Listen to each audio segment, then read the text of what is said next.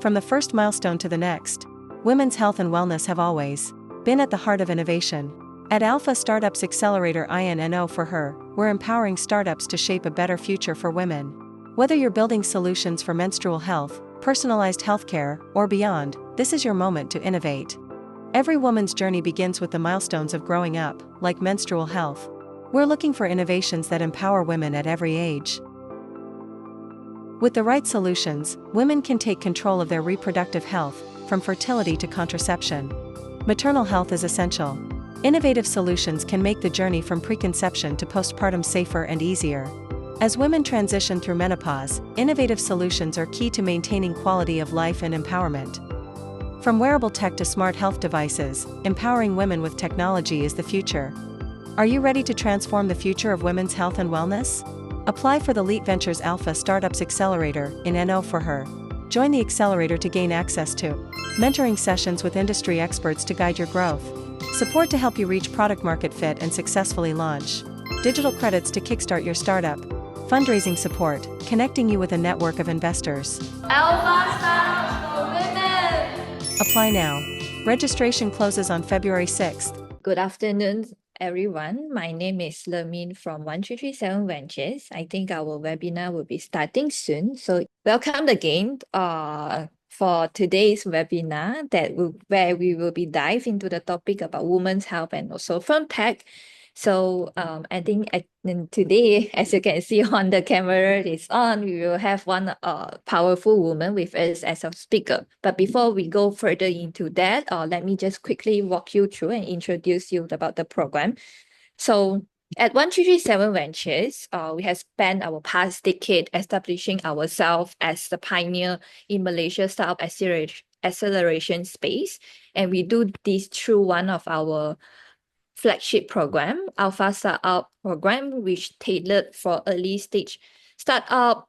Through this program, we equip the founder with the fundamentals of building the startup, help them to achieve product market fit, and guide them in crafting an impactful pitch deck. In this year, in 2025, we are committed in driving innovations in women's health, that's where we introduce Alpha Startup for FemTech. Through Alpha Startup for FemTech, we hope to inspire and motivate individual or startup to develop impactful solutions and technology that address women's health needs. And we also we empower them by providing them tools, resources, including mentorship, opportunity to gain funding and investment, as well as potential to be partnered with corporates or companies. So to set the tone for today, let us welcome the inspiring and accomplished women from She1K and also chiefX. A bit introductions about Christina. So Christina leads the world's first C-suite executive angel syndicate, boasting a portfolio of 30 early stage startups. So in her early 20s, she held profit and loss accountability at Acer in Europe before advancing herself to regional marketing role at IBM, DEC, and Tricom. So Christina was also the first general manager of Yahoo Singapore, and she played an important role in launching the world's first Windows smartphone under O2 brand.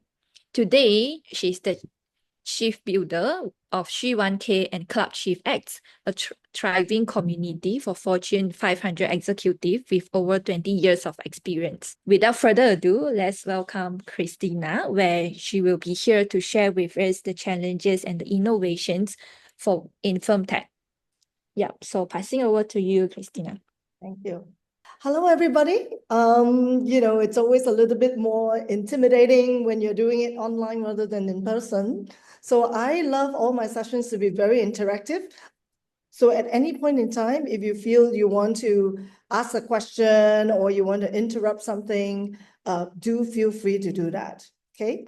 And I do need to apologize. I'm a little bit under the weather, so maybe my mind is not operating 100%. And also my voice will be a little bit more coarse. So I hope I do not put you to sleep, okay? So today we're going to talk about challenges and innovation in FemTech. Now, quite a basic question, isn't it? What is FemTech? Would someone like to volunteer and just explain to me what is FemTech? Anybody? What about our friend from Italy? This is my first time, so I would assume it is technology connected to women and women's health. Yes, definitely. Okay, so as the word so suggests, right? In fact, it wasn't even a term that was coined very long ago. It was like 2016 when this was coined. And it was exactly to spotlight and laser focus on any technology that is going to deliver to solve any women health and wellness issues, which includes mental wellness as well. Okay, as long as the target audience is female. Okay, so maybe, Lermin, we can put up a poll right now to better understand where all of you are coming from. Okay, so I think one of the things, whether you are already started a FemTech or you are looking to start one, it would be really good to join a program like this. So for myself, it's good for me to know which level of people I'm talking to so I can bring it to be more resonating for you. Okay, if not, let's go there. So I guess, we do not have actual FemTech founders here. So therefore, I'm really going to speak to you as if you are quite new to FemTech. And the other thing is also, I'm speaking more from an angle of an investor. Okay, so I'm definitely not a FemTech founder, and I do not claim to be a FemTech expert. I do not have any medical background. And I also want to lay it out there. Actually, I'm one of those women who has probably passed through all the phases. And I'm not a mother, so I don't have children. And I actually didn't experience any trauma with menopause, and I never had any issues with menstruation and all that, right? So I'm one of those very lucky women who breeze through life as a woman. Yeah. So therefore, I do not claim to be those kind of experts, but I would want to kind of share with you from a perspective as if you are just thinking of starting the journey and you haven't started yet. Okay. So FemTech is big, but it is very, very complex. Okay. The other equivalent of complexity I can imagine is deep tech, right? So other than that, you can say FemTech, health tech, right? It's really big and complex. I like to point out all these different subsegments because if one day you are trying to start a FemTech, you need to be very clear where you are playing, okay? So whether you are thinking of targeting the reproductive part of it, or the pregnancy part of it, maternal health part of it. Menopause now is very hot, okay? I have to admit that 5 years ago, when a menopause scientist, right, she studied that as a PhD, and she pitched to me. So first of all, a lot of scientists are not very good at pitching, okay? So never mind that, I was more like, who talks about menopause? 5 years ago, just 5 years ago, right? Like, who would be interested in this?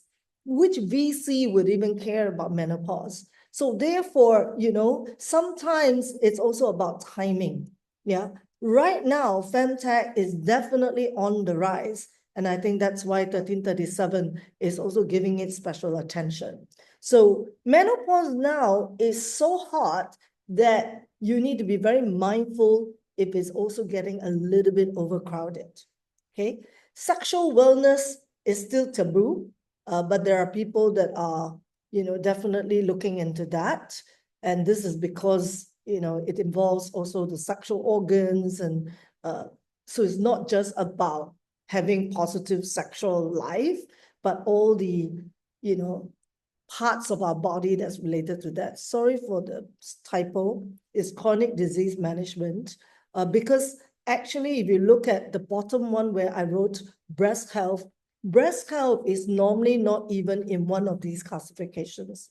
I added it in because I have met many startups who try to pitch me different parts of the issues around breast, okay? Anything from mammograph, right, to pumping milk, for example. So therefore, somehow breast health is sometimes classified under chronic disease management because breast cancer is pervasive, okay? So these categories are not exhaustive, but these are the more commonly presented categories. Now, here is to show you a little bit more. The reason why I'm getting a little bit technical about segmentation is because as an investor, sometimes when a founder comes up either with a new idea or they've really worked on the idea for 1 to 2 years, they are not very clear. You see, because it is very difficult for a startup, especially when you're starting either as a solopreneur or you only have one co-founder and you maybe have one part-time intern, okay? It is very difficult for you to convince an investor, an angel investor like myself, that, oh, I can do, end to end, okay? So therefore, it is good for you to really tell us very clearly where you are starting, because the women life cycle, right? Even the reproductive life cycle is of a certain duration. So therefore, you can't be helping throughout the process. But many successful startups have actually started in something, and then after that ended up expanding into other verticals. So this may help you to have some kind of an idea, okay? And the ones in black here, you can see, now this report is as of 2022. So therefore, we're already a little bit behind because in 2023, I think a lot happened for FemTech, okay? So you will see some of these white spaces. White spaces means really no significant player whatsoever, okay? Some of them are beginning to maybe turn light blue, okay? But these black ones, you can see people are still putting in more money and more attention, and maybe more founders are focused on maternal health and on consumer products that's relating to menstrual health. Then you will also see in dark blue. Now, I think because of the rise of millennial awareness as well, you will see that next-gen devices and wearables and trackers, and of course, thanks to devices like Fitbit and iPhone Watch, so people are getting more comfortable with devices, okay, with consumables, so to speak. And of course, because of COVID, we all got used to remote tracking, virtual stuff. And so you see more of that happening. And of course, some of these, if you see they're in light blue, is maybe because of regulatory compliance that is kind of not stopping them, but delaying the process. Because after COVID, and then of course, we have what we call fundraising winter in the last 2 years. So there were some people who maybe they started their startup and they thought that they can hit a milestone within a year and a half. And then it ended up even after 3 years, they're still at the same stage, okay? So that's why you will see a lot of light blue. You also would have heard a lot of startups have to end, right? So they were not, they're not here anymore. So right now, I'm going to start with talking about challenges. Now, we only have less than 1 hour, and we want to give you some time for Q&A. So therefore, you can read a lot about the challenges. So things like taboo, stigma, okay? So you will read on Google search a lot of those articles. So I prefer to present to you the challenges in a different way, because I am assuming that the reason why you're joining this call is because you're entertaining the thought of maybe starting something, okay? So I'm giving you this very, very long list of how-tos. So if you want to start, and by the way, it's very easy to start, but it's not easy to maintain a startup of any kind. And it's even more challenging for FemTech, okay? So first of all, you may be wondering how to start. So I would definitely say, and I'm not being biased here, right? If you have someone who is actually a VC and then they're willing to start an accelerator program like this, then I think it's a very good place to start. And also because they are allowing people to ideate with them and not say, you must come already with an idea, okay? But of course, you should have something that you're passionate about, because if not, you're just shooting, arrows in the blind, right? So how to start? You can join other accelerator programs, of course. That's something you can always do, right? What I like is for a very complex sector like this, you want to choose accelerators that are vertically focused. So if you go to very famous accelerators that are very broad, okay? So they have anything from enterprise software to education tech and all that, they will not give you attention. And FemTech requires attention and requires a different way of validating, which is to my second point, and also different kind of scientific expertise. So that's why it's better for you to choose something that is vertical. So how to validate? I mean, when you start, you will not have the money to pursue clinical research. Clinical research, of course, is the holy grail, okay? Is the best way to validate. And also, if you don't happen to have the right scientific experts in your team, you may not even know how to go about doing it, because you need to prepare even before you get people to do the clinical research, and it's never free. Everything is chargeable, okay? So how to validate? And of course, before that, you need to validate with just people in the market, right? And very careful to select who your audience is. So for anyone that comes to me as an investor and say, yeah, I want to solve this for all women, right? Then I would really not be very interested to listen to, because it's impossible, right? Women in their 40s face very different issues. And also, what's more important is they have a very different mindset towards health and towards, some of the so-called taboo discussions. So therefore, you need to really select who you're going after, right?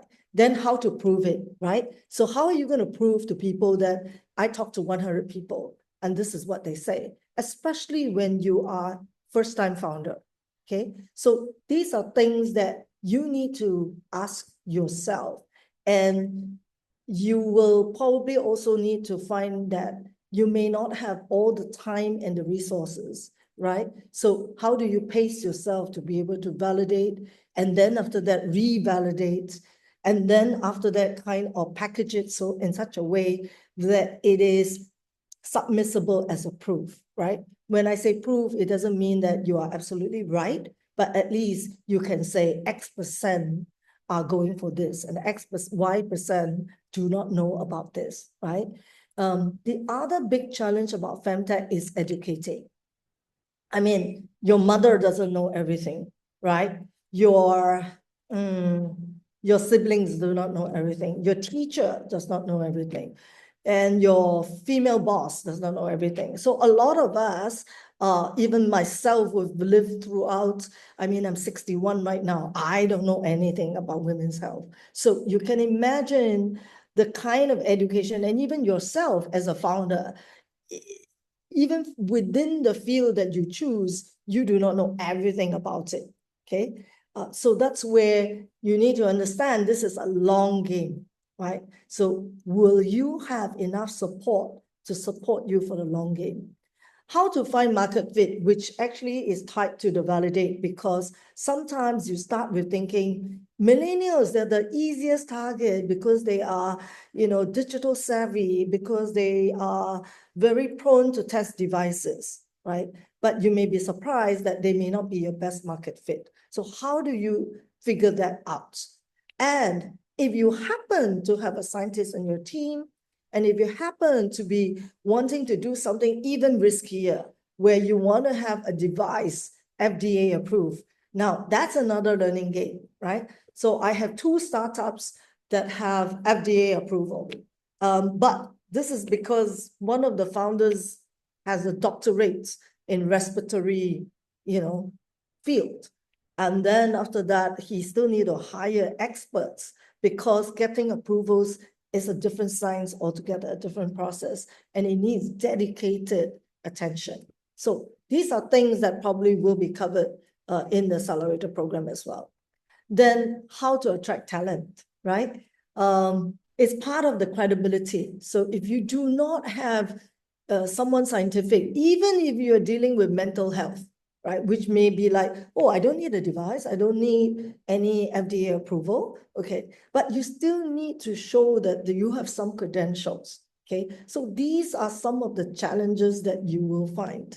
Now, then, because of the education piece, right, and because it takes quite a while for you to validate, then when you come to investors, and maybe you're already 1 year into the game, and people ask you how to monetize, and you still don't know because you're still providing free education, free Zoom calls, free demos. Yeah. So this is the thing about how to monetize. So recently, I also spoke with a startup that is in the testing area. Okay. And even for that, right? How do you gain trust that your test is accurate enough that I am willing to pay for it, even if it is at a low cost? So once you go out there and talk to people, a lot of people, your friends and people will tell you, yes, it's a great idea. I wish I knew this 20 years ago, 10 years ago, okay? But when you ask them to sign up and pay for it, that's when you really know whether people is definitely buying into your idea, okay? And then, of course, how to fund the runway, because anything that's related to health requires continuous fundraising, okay? So if you've never done any startup before, and if you've never even worked in a startup before, do definitely seriously consider this, okay? Unless you have a very good network of people that you know you can pick up the phone and call, and they will come and help you, okay? How to scale, of course, how to compete. Like I say, the number of FemTech actually is still not many, globally speaking, okay, compared to any other sectors. However, sometimes we women crowd in the same thing, right? So when we know, okay, menstrual health, so everybody go into menstrual health. And then after that, everybody go to mental wellness. So therefore, in the areas that you may be thinking of, those may be a bit overcrowded, then how are you going to compete?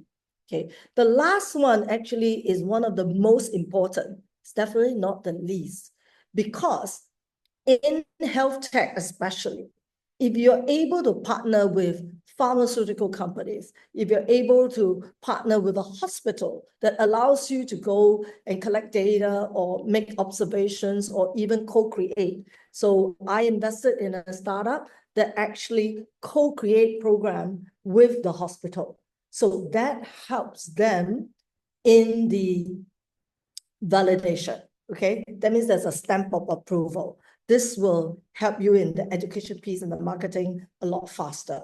However, remember one thing, hospitals don't pay, by the way, okay? Hospitals are very slow to buying anything. So if you went in there and partner with them to go and test your device, be already very thankful that they're even willing to let you go in there to test your device. But do not expect them to buy your device, okay? That's another very, very, very long process. And then, of course, insurance companies. That is another big challenge in any health tech, especially FemTech, okay? Because there's some health tech, they've already been on this for 20, 30, 40 years. So at least they're really far ahead. But even chronic diseases, you see, a lot of them are not covered, okay? So the issue about FemTech is going to be even more challenging. But if only, right, you can ride the hurdle of this insurance, then wow, the market is huge, right? Now, so here are some top FemTechs, right? And you can see it correlates with the landscape that I was talking about. Flow Health has been consistently mentioned because they only recently secured another $200 million. So therefore, it makes them a unicorn. Now, it's very attractive to be inspired, right? But just take note, right? It takes a lot of work to get to unicorn, and there are not many. I think less than 5 in FemTech, right? Maven Clinic is interesting.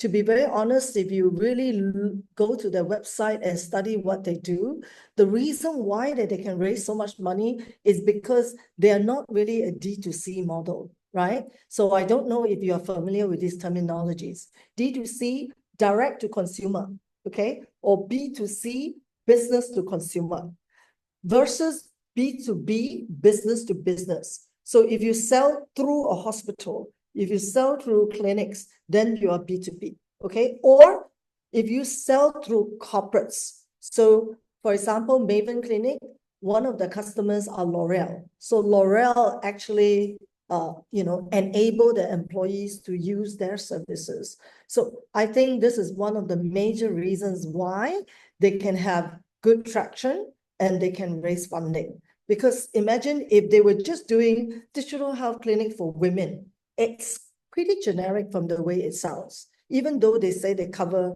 from A to Z, right? Technically speaking, from an investor point of view, I could say it's not a very high barrier to entry. So generally speaking, someone else can do it too, okay? But because they're operating in the United States, which is a huge market, and they manage to get very big names as their customers, right? So if just before you even want to dabble into anything, right, take note of these startups and go check out the website, check out how they tell the story. And trust me, this is like the end version, right? That means when they first started, their website probably looks very, very different. They would have pivoted, they would have reiterated, they would have tested and failed and redo. So it's a long cycle to where they are today. But I wanted to share with you some good examples so that you can kind of, not copy, but study, right? What other people have done or are doing or how they talk about their business. Okay, these are 5 more. Okay, so you see here like Willow. I know this sector because I invested in a startup that actually does pumps, right? And that means that I also know how difficult it is. So they were doing wearable bras with the breast pumps integrated, because the whole idea is that then women can be hands-free and it's easy for you even when you're out shopping or when you're working and on a Zoom call, you can still be pumping milk. Sounds good, right? But the problem is when you need to do D2C, it is awfully difficult. And then the sizing of the bras, etc. So they ended up throwing a lot of the inventory, okay? And they're still alive and still leveraging a lot of grants in the United States. Is a miracle, okay? I think now what they're doing is they're focusing more on the technology part of it and maybe licensing the technology. But without grants, they would have died already, okay? The topic that we're supposed to cover today involves both challenges and innovation. And like I say, actually the timing is good, because although we're still at some kind of investment winter, but because of the investment winter, I think investors are looking for new areas to invest in, okay? And then because of post-COVID, because of a lot of celebrities coming out also to talk about, female health and about equality, and because companies are paying more attention to inclusivity, etc. So right now, it is kind of the right time to jump into innovating more in FemTech. I'm not going to cover all that, right? Because you can read so much. You'll be inundated with too much information, in fact. I mean, even if you ask ChatGPT, he can give you all the info that you want, okay? But be very specific about what you're looking for, because FemTech is just simply too broad. And that's why I just picked this one to talk to you about. Why? Because as an investor point of view, when someone comes to me and talk about FemTech testing, I'm interested to listen, okay? There's a very simple reason, because testing is expensive. Testing is cumbersome. I don't know about you, right? Who likes to make a visit to the test clinic and then, set up all the appointments, and then sometimes you can't even get an appointment right away, etc. And then you need a referral from a physician before you can go testing. And then after that, you need to wait for your results, etc., right? So, and they cost. And some kind of symptoms require periodic testing. So it's not just one time. So that's why I'm a little bit biased as an investor. When someone talks about testing, I'm interested in this, especially if it is at-home testing, DIY testing, okay? Because I think when you can save the hassle for women or even men, right? Even put aside the thing about taboo, just thinking about just the hassle of doing it, right?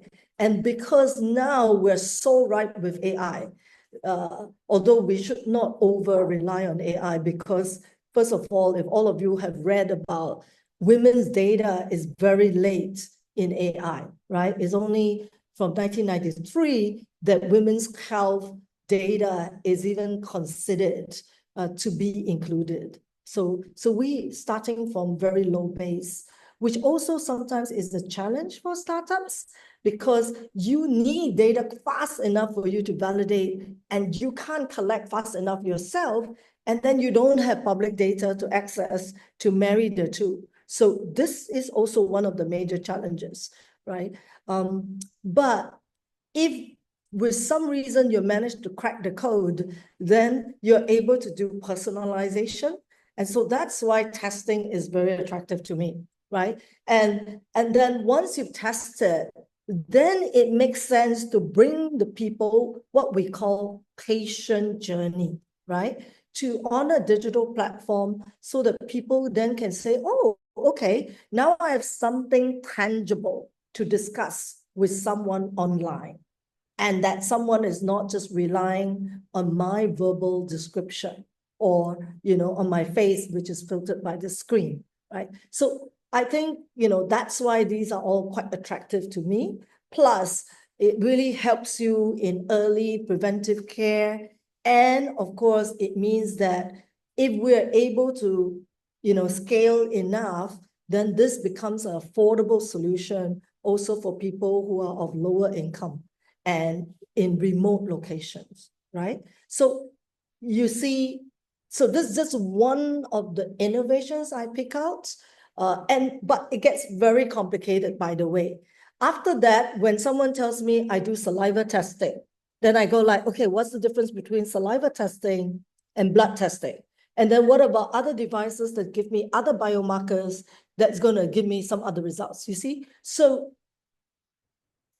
I am just trying to share with you, because not a lot of investors will share such insider insights, right? About how we look at things, right? Whether you get everything I say or not, if you even get 10, 20% of what I say, hopefully that already helps you to fine tune your idea. Now, so the role of AI is definitely now, it's in a way, it's overwhelming, but I think it's something that everybody should welcome like crazy, right? Because healthcare is only as good as if we're able to do more prediction and more personalization. So I think now we're able to unlock more of that, okay? But depending on which country you're based in, and depending on which market you're trying to serve, you will get increasing challenges on data privacy. If you remember the startup that I showed you just now, probably the highest unicorn right now, Flow Healthcare, they have recently been sued, actually, because of the way they were selling the data, Okay, so yes, also as an investor, we would always ask the startup, can you sell your data?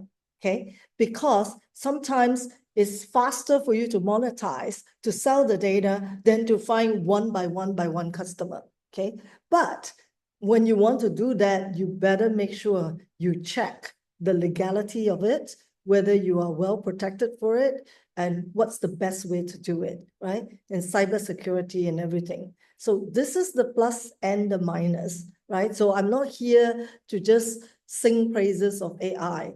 I'm also here to warn you that there are a lot of ethical concerns because this has got to do with human lives, okay?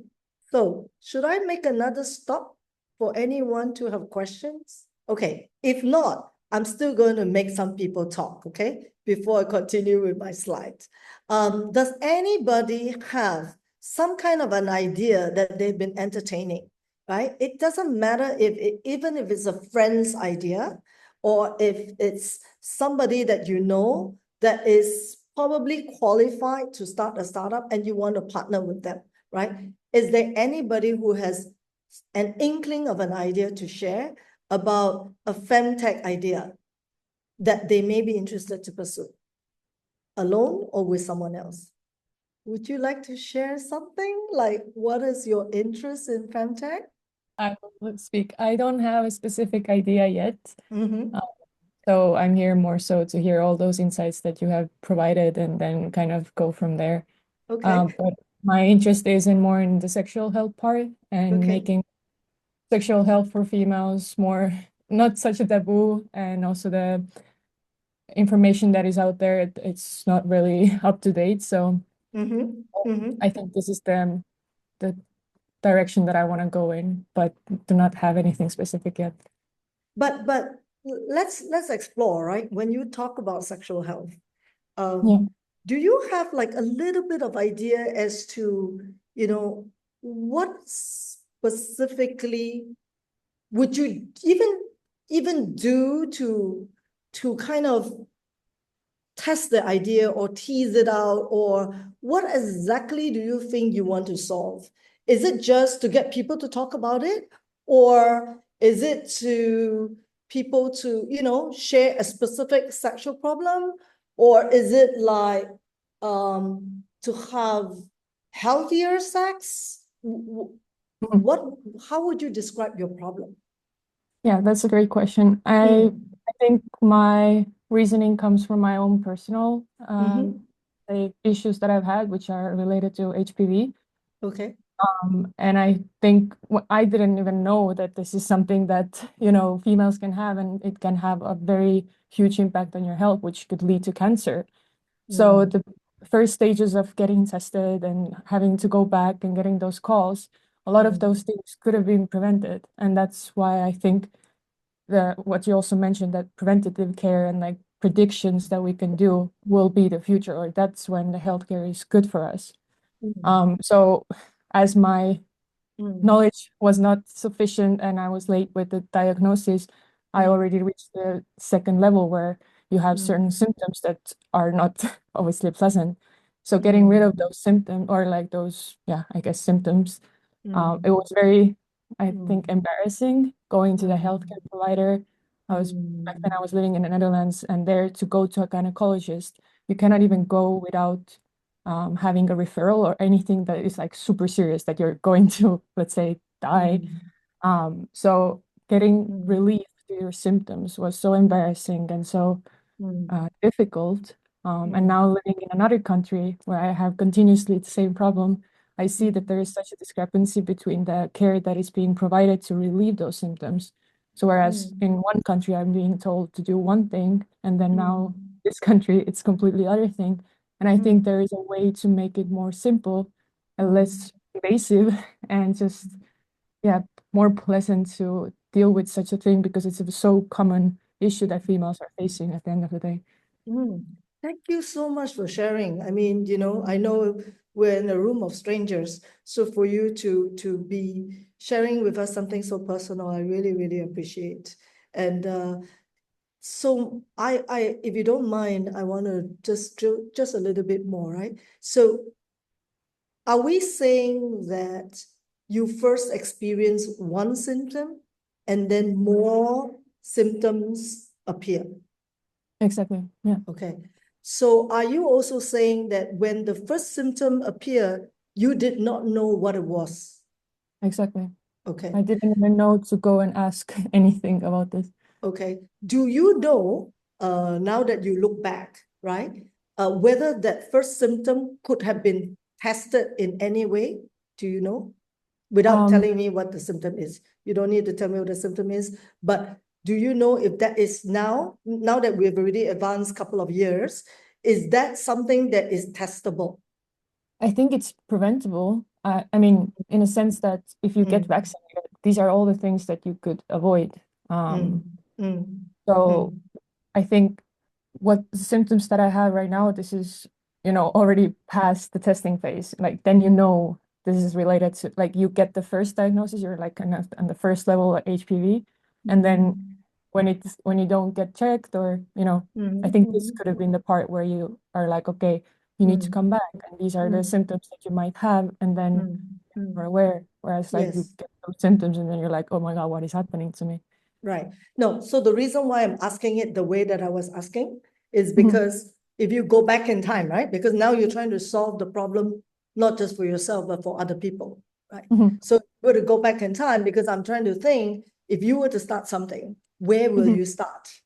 How will you start, right? These two questions now become very, very pertinent, right? So therefore, you need to pick, isn't it? Like, at what time do we start the journey, and how would we do it, right? With this potential outcome of whether you will identify HPV or not, right? It could be 0, it could be yes. So my point is, then you need to figure that out. And that's what we call the patient journey. So as an investor, one of the things I always struggle with a lot of female founders and a lot of FemTech founders is they cannot tell me clearly the patient journey. Okay. So if you are thinking of really doing this, and with the help of 1337, come up with that patient journey. At which point do you start? And also, at which point do you stop? Because there are certain things you can't do beyond a certain point. Okay. All right. Thank you so much for sharing, really. And if someone else afterwards like to also test it out by sharing this way, we can deal with a second example. For now, I will continue with my slide. Otherwise, I was going to stop presenting already. Okay. So the common errors, yeah, and I know a lot of you have not decided to start a startup yet. Okay. But the fact that you are in this room, I'm going to at least kind of take that assumption. So therefore, one of the things that you need to remind yourself if you ever want to start in a startup is, please don't only preach the problem.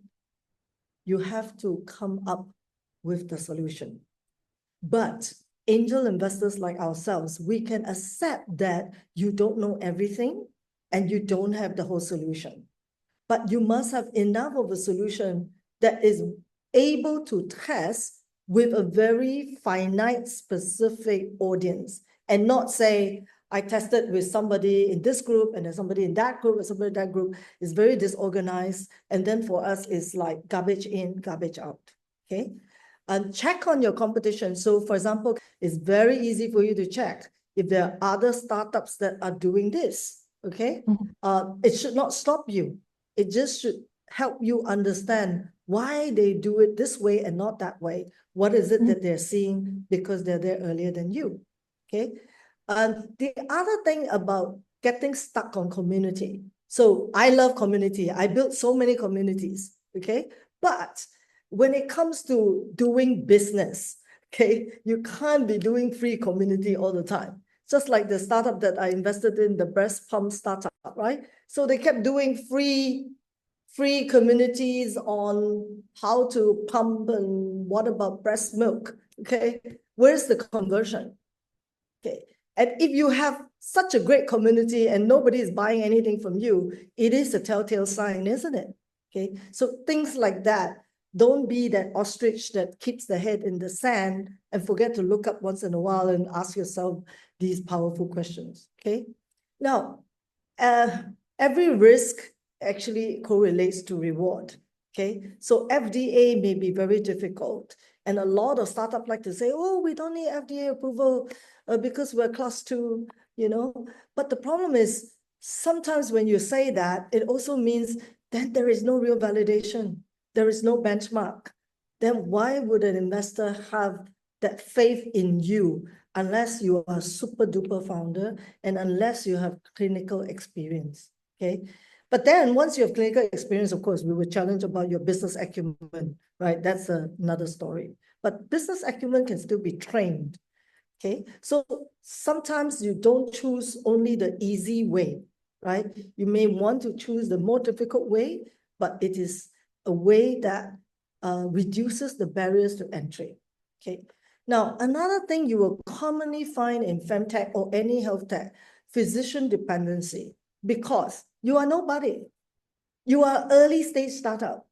Why would someone believe in your solution, even when you have a physician team on board, okay? Because when it comes to the hospitals, they will not buy your product directly. But if the physicians were to recommend to the patients, then definitely there is that huge, you know, credibility that is being solved. And after all, health is about trust, okay? The other thing is whether you want to go deep or go wide, right? Deep means I only do HPV and I do nothing else. But some people say, no, you know, I need to take care of women before they get HPV, and then after that also reproductive, and after that, you know, on and all the way to menopause. So some people really believe that they need to take care of the entire breath. Well, I would still say start with something. You can start with something in the middle, you can start with something in the beginning, you can start with something at the end, okay? And then work your way through, okay? So that's your vision. But your immediate goal is start with something, right?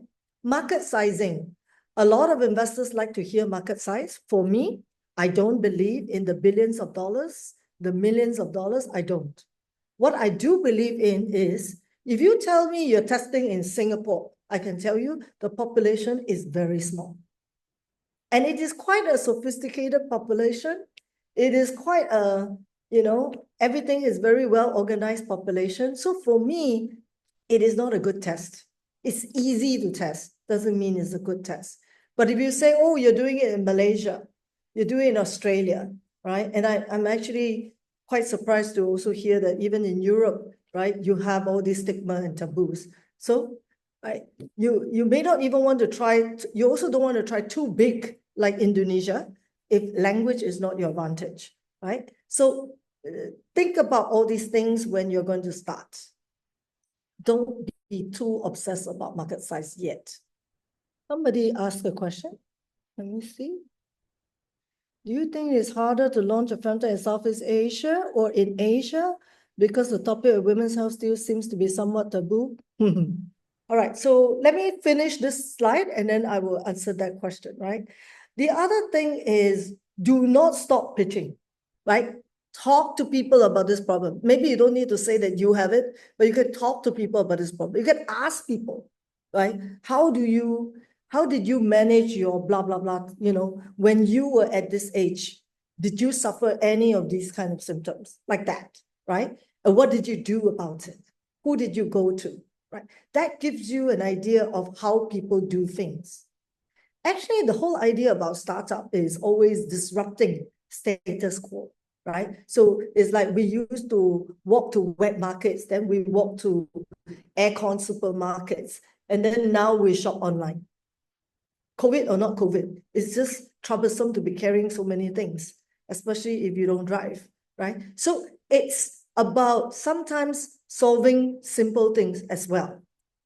Even just removing transportation, removing commute is sometimes an idea in itself. So you want to figure out how people do things and whether it's a pain for them. If they say, no, I enjoy, of course, I enjoy going to the market still, right? But now it's 80-20, 80% I shop online, 20% I shop in person. Okay, so it's about those kind of things, right? So do not stop pitching, sharing your idea. Insurance buy-in, don't bank on it, okay? don't even try to tell the investor, I'm talking to an insurance company, because it's not going to happen. Yeah. Single versus holistic is a little bit like the depth versus breadth. But what I mean is, it's good when you're pitching for funding to still have a long-term vision and to give the investor a holistic view of where you fit in, right? Where your starting point fit in. B2B versus B2C is critically important, because if you cannot make money, or even if you cannot even generate sales revenue, I'm not sure how long you're going to last. Then I also wonder what's the point of starting it. Okay. Now, grants dependency. Grants is a very good thing, but it's also not a very good thing. Okay. For medical, for health tech, med tech, it is a crucial success factor, because you need longer time than anybody else. So therefore, if you're so smart with grants and you know what your government is willing to give, go apply for it, right? Buys you time. So don't take it lightly. Yeah. If you're not good at it, hire someone part-time to just do that for you, because there's return on investment, isn't it? You get the grant, you have money. Okay. So now I stop there first. Okay, so anyway, we've started Q&A. Actually, you know what? I will stop there probably. By the way, Lermin is going to send you quite a lot of stuff. She's going to send you some reports. She's also going to send you a very good example of a startup who has raised maybe like $13.5 million, but she was on the brink of going zero, okay? Because she was dealing with a problem that is very taboo, okay? Putting a ring in your vagina, that's like is really critically taboo, okay? So she came up with a device where it's based on suction technology. And so you can kind of like suck it and put it in, and it has almost no pain and whatever, right? Very unintrusive. But who wants to know about that? Who wants to talk about that? And so nobody wants to invest in that, okay? Guess what she did? Can someone guess what she did? If someone already know about the startup, you will know what she did. And by the way, she's a doctor, right? So she has the credentials. She is expert in the field. Anybody guess? Okay, she went on TikTok, basically. Okay, so Lermin will also share with you the link to the TikTok. You will see she has 313,000 likes. Okay, so maybe that helps to answer the question. There are many things that are taboo, okay? But I think the whole idea of a startup is to disrupt that. I actually don't think that Southeast Asia is that behind from a certain point of view. Some time back, Thailand is the #1 YouTube population.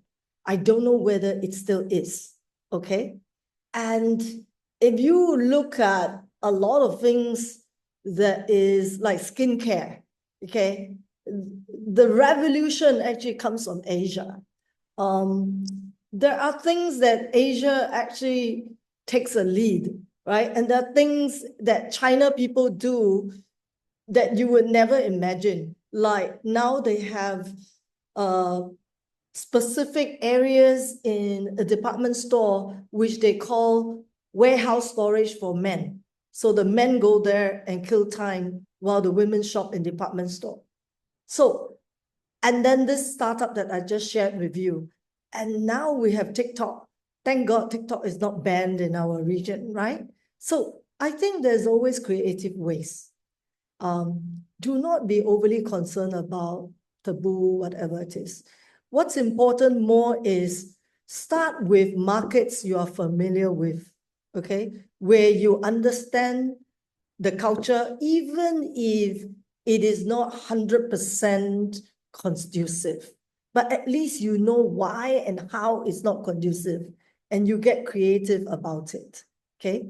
Rather than you try to operate in a very, big sophisticated market like United States, where you are not talking the way they talk and you don't understand their terminologies, right?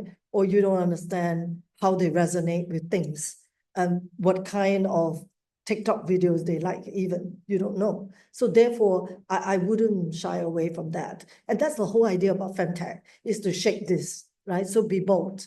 All right. Insurance, it is very difficult for them to bang the buck on a startup, right? So what insurance do is, okay, if they believe that your solution is going to reduce medical cost, okay? Medical cost from a hospital point of view, from a patient point of view, because that's what the insurance has to do, right? The payout, okay? So every time someone claims, that's going to eat into insurance. If you can reduce the payout from insurance, fantastic. But it will take them forever because you have to prove like crazy before they can trust you, okay? So unless you get acquired by a big company, maybe, okay? So that's going to take time. But as a first year, second year, third year startup, even fourth year, even when you get into Series A, to get insurance to say, okay, now you're listed. That means that every patient that says, I want to buy this device, or I want to go for this particular testing service by this particular startup, I can claim under MediSave, under something insurance of your local country. Very tough. On top of that, it's local. So imagine you have to go country by country to negotiate. It will eat up all your time, that you lose your focus because you are not at a stage yet. Do not pitch to VC when you're not ready. Pitch to angel investors. Okay, so I think I shall wrap up at that. And if someone wants to ask me more questions, I am here. Oh, okay. We did have one question about based on experience in the space. Can you elaborate more on the initial challenge? Okay. What else do we have? Yes, it was me. I'm Karen here. Yes. Hi, Christina. Yes, please. Hi. I do have an idea, but I'm more intrigued about the MVP part. Okay. Because some articles, I think most articles actually outline about having a minimum viable product. Yes. And what would be your take or a piece of advice you can give to aspiring FemTech startups like us? Okay. So why don't you share a little bit about your idea? I'm actually from health, and I've been passionate about empowering women to embrace their feminine health. And my focus audience is actually young adults, as well as women, transitioning from their 30s to the 40s. So fertility mainly, especially in first thing is to create awareness, because I do see this gap in Malaysia. My focus is at Malaysia at this point in time. It's actually very much connected to chronic disease, PCOS actually. And I see a lot of my peers, especially myself included, but we don't actually rely on clinical judgment to say that we are actually PCOS. Most of us, we do have symptoms like loss of hair, acne flaring and all that, but many people are actually relying on TikTok and Instagram Reels to get themselves self-diagnosed. I'm actually having a thought of developing a testing kit, a home testing kit. Unfortunately, I don't know the nuances of developing the kit by itself. Yeah, that's just a quick overview.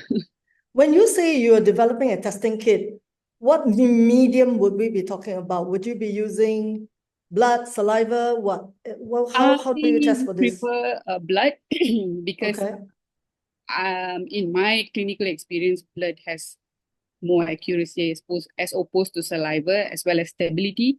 Okay. But my concern is the price point, as well as the laboratory shipping arrangements. We do have some good, standing labs around, but when it comes to the price point, it's actually very painful. I do want my services to be available to people from the B40 group. I mean, no biases, but I want it to be affordable as well as accessible to a lot of people, because I myself come from the B40 group, and I don't believe that healthcare should be limited to only people who can afford it. Fantastic. So, are we talking about home testing kit DIY, or are we talking about maybe partial, right? Because sometimes you can't do it completely DIY. Yeah. It could be like, yeah, you can start the journey, but after that you still need to send to me. Yes. What's your take? It will be a at-home testing kit. Uh-huh. That's of course, very much convenient and accessible to a lot of people. But when it comes to generating the reports, yes, when you spoke about the credibility of the results itself, I don't think so. A DIY is going to, is going to work. Okay, so I still need to send to the lab, right? Yes, definitely. Okay, cool. So an MVP would also mean that if I were you, right? I mean, by the way, you don't need to have everything ready to get started. In fact, that would be the wrong way, right? If I were you, I would already start developing even just a questionnaire. Yeah. And I would develop a website where I start educating already. Right. And it's more like, instead of going to TikTok, come here, let me tell you what it's all about. Right. And then, if you want to know more, in fact, run some webinars like this too. Yeah. And this is where, and do like the way I do, keep forcing people to talk to you, okay, rather than you talking to them, so that you can hear what the issues are. Yeah. And then, your questionnaire, be very careful, make sure that it's structured in the right way so that it's collecting the right data, because otherwise garbage in, garbage out, that's not good. Okay. If you can even consult a data friend, right, who can help you to really do it correctly at the very first time. Yeah. That gives you already a kind of a soft validation of how big the issue could be. Yeah. Or where the gaps are and so forth. So we're not even talking about pricing yet. Okay.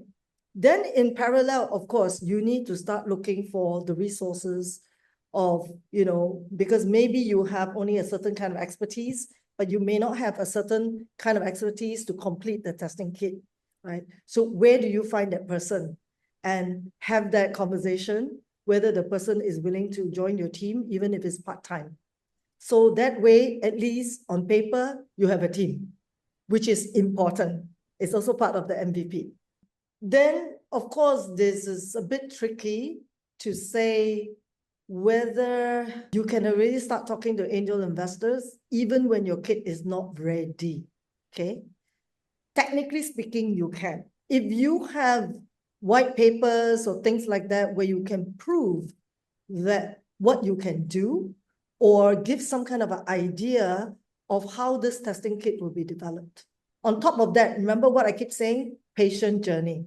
Okay. If you tell me you're just doing testing kit, then I'm not interested.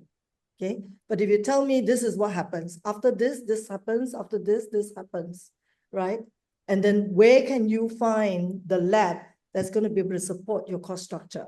If you can't, again, it doesn't tie in with your vision of making it accessible, then it's a two-legged MVP in a way, right? So all that counts, okay? Thank you so much. Not at all. So what is this one? You mentioned that working with credible people is important. Where would we say we should find people to build a team if I'm not a medical professional? How to filter out people? But okay, so actually, today, all the people in this room, yeah, not everybody wants to be the CEO, and not everybody wants to be the founder, right? So try to also make friends.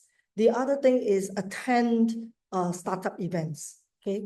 The first 3 years of my journey as an investor, after I retired from corporate life, I, day in, day out, in my 50s, okay? If I can do it in my 50s, all of you who are younger than me, you can do it, okay? So I went to listen and network and listen and put myself out there, to the point that people go like, oh, this is the woman who shamelessly spams everybody. So that way you learn about the health industry. That way you talk to people and they go like, yeah, I've been thinking about this idea, but I don't have the guts to start it. Actually, I am a health professional. You see, Karen just said that she's a health professional, right? If anybody wants to join her team, reach out to her. Why not? Because I think in this room, most of you are not medical trained. Okay, so that's another way to do it. No shortcut. In this case, I wouldn't say go on LinkedIn, right? Because it's not something that you don't know if a health professional wants to do a startup, so it's kind of difficult. So go to events. I run a Heartery app for hypertensive care. Currently 50K, wow, very nice. How to approach insurance companies and pension funds. What would we advise? They're all very hard to identify relevant decision makers. Yes, that's the other thing. Even when you have something very good, nobody knows who makes decisions in the insurance company. Sad to say, in this case, you are not really going to insurance companies as a claimable redemption. But what you can do is work with them on a marketing campaign. Okay, so like AIA has an app called Vitality. Yeah, so go to them to talk about this kind of program. Okay, or actually do like what that company that I talked to you about, Maven Clinic, right? They have approached large corporates. You may want to go to large corporates and say, can I actually even, offer this app to your employees? Something like that. And it's a maybe very minimal kind of sign up fee, that way. But insurance, I still think, don't waste your time in terms of wanting to be on the list as claimable expense. You can only partner with them on a marketing basis. And if they accept you on a marketing roadshow, on a campaign, you're already like very good up there. Okay. If there's something in it for them as well, right? If your 15K users is also something that they may be very interested to target, right? Then that could be a selling point. But finding the decision maker, really, none of my startups have succeeded in doing that. It's awfully difficult, I'm afraid to share. And you may not pass even the cybersecurity qualification. So it is, again, a very cumbersome thing to do. I don't want to be the wet blanket, but I am more for put your energy where you know you're going to get the best return rather than overspend time over things that it's just going to drain you and drag you, and you lose vision because of that. And then, so back to the question of someone who says how to start, right? You see, like what I just did just now with two people, you start talking about what you care about. I think both Karen and Katarina were speaking from their heart. And that's the beauty of FemTech founders. I don't think any FemTech founder would just say, I want to start FemTech if they don't care about it. So that normally comes up. But remember what I said, don't just talk about the problem. Don't just tell the investor the market size. Actually, they have no clue what the market size is, even if you put the number in front of them. But you need to tell them how you're going to go to market the solution. So I also like when Karen said, I'm very specific, is Malaysia, is B40, is this kind of people, is this kind of price range, is this kind of age group.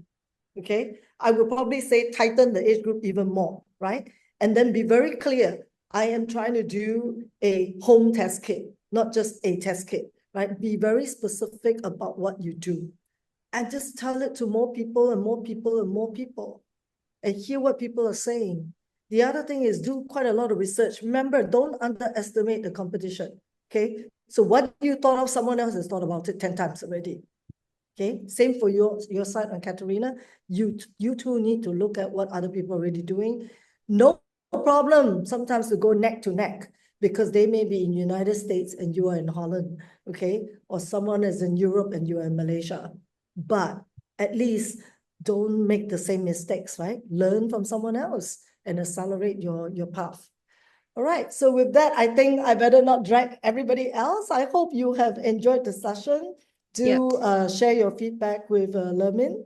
Yes, I think that will be all. Thank you so much, Christina, for sharing your insights and also experience with us.